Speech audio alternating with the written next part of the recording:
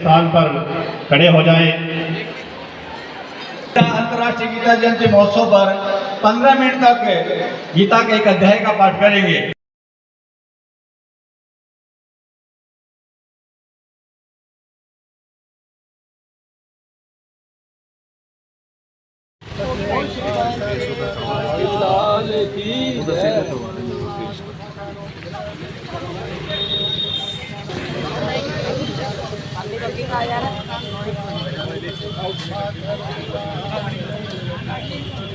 सभी संस्थान से गुजारिश है प्लीज आपके पास पहुंचने का कष्ट है। सभी संस्थान के प्रतिनिधि प्लीज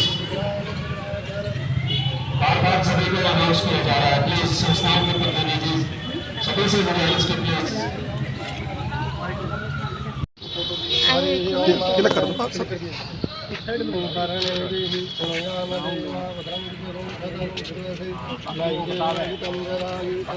जी जी।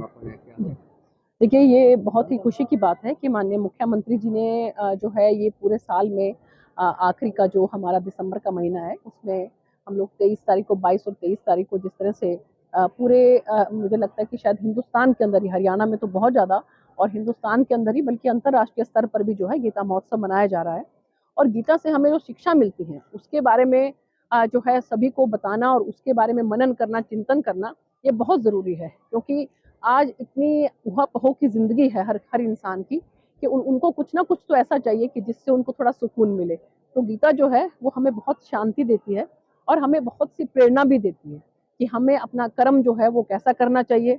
और इसलिए जो है माननीय मुख्यमंत्री जी ने जो कार्यक्रम यहाँ पर करवाया है पूरे जिलों के अंदर, सभी जिलों के अंदर। तो आज सिरसा में मुझे आने का मौका मिला, तो सभी खासकर जो बच्चे आए थे उनको और भी ज़्यादा अपने संस्कारों को, अपनी संस्कृति को पहचानने का मौका मिलता है। तो मैं बहुत-बहुत इस बात के लिए मुख्यमंत्री जी को धन्यवाद करता हूँ। ये सप्ताह श्री गुरु गोविंद सिंह के परिवार का शहादत का भी मनाया जा रहा है। जी, बिल्कुल। देखिए, 25 तारीख को हम लोग जो है सुशासन दिवस मनाते हैं, जिसमें अटल बिहारी वाजपेयी जी का जन्म दिवस होता है और इसके साथ-साथ 26 तारीख को हम वीर बाल दिवस मनाते हैं। और वीर बाल दिवस जो है, मैं उस बात के लिए माननीय प्रधानमंत्री जी को बहुत धन्यवाद करती हूँ कि हमारे उन साहबजादों को जो है जिस तरह से अब याद किया जाएगा हर साल जो है 26 दिसंबर को, ये बहुत बड़ी बात है और बहुत अच्छी बात है। क्योंकि इससे हमारे बच्चों को खासकर एक बहुत बड़ी प्रेरणा मिलती है कि हमें किस तरह से जो है वो बहादुरी के साथ जो है जो भी हमारे सामने जो भी जिस तरह कभी हमारे सामने परिस्थितियां आती हैं उनका सामने हमें किसी तरह से बहादुरी से करना चाहिए। तो इसीलिए ये वीर बाल दिवस जो है वो मनाया जाएगा। इस बात के लिए भी मैं माननीय प्रधानमंत्री जी का बहुत बहुत धन्यवाद करती हूँ। एक उपराष्ट्रपति जी का जो मिमिक्री वाला हुआ है। देखिए, ये बहुत ही गलत है, क्योंकि एक संवैधानिक पद पर जो बैठे हैं, उनको अगर इस तरह से हम उनकी गरिमा को ठेस पहुँचाएँगे और उनका अपमान करेंगे, तो मुझे लगता है कि पूरे भारतवर्ष का अपमान है। वो उपराष्ट्रपति हैं भारत के, वो कोई केवल श्री जगदीप धनखड़ जी नहीं हैं, वो उपराष्ट्रपति हैं। तो हमें पद की गरिमा का ज़रूर ध्यान रखना चाहिए और मर्यादा में रहकर जो है, हमें अपना व्यवहार रखना चाहिए, खासकर एक सांसद को। तो मुझे लगता है कि ये बहुत ही दुर्भाग्यपूर्ण है कि जिस तरह से जो है उन्होंने उनकी नकल की है और ये बहुत ही दुर्भाग्यपूर्ण है और मुझे लगता है कि इसके लिए उनको शर्मिंदा होना चाहिए। हम एक कुश्ती खिलाड़ी एक बार फिर होश में है। साक्षी मलिक ने संन्यास लेने की घोषणा कर दी और वहीं अब कई खिलाड़ियों ने अपने मेडल भी लौटा दिए।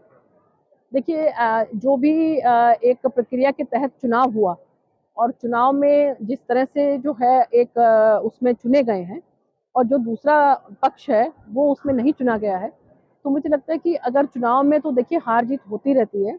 अगर इस हार-जीत को मद्देनज़र रखते हुए उन लोगों ने अपना जो भी एक व्यक्तिगत निर्णय लिया है, तो इसमें तो कोई क्या कर सकता है। एक मैडम, राजस्थान की तर्ज पर सभी सांसदों को हरियाणा में विधानसभा भेजना चाहिए, ऐसे में आपके विधानसभा विधायक को रूप में देखिए, ऐसा है कि वहाँ पर लोकसभा से पहले विधानसभा चुनाव हुए, जबकि हमारे हरियाणा में लोकसभा चुनाव पहले हैं और विधानसभा उसके बाद है। तो लोकसभा के लिए हम लोग पूरा कमर कस के सब तैयार हैं, उसके बाद विधानसभा 6 महीने के बाद है, तो जब विधानसभा आएगा तब देखा जाएगा।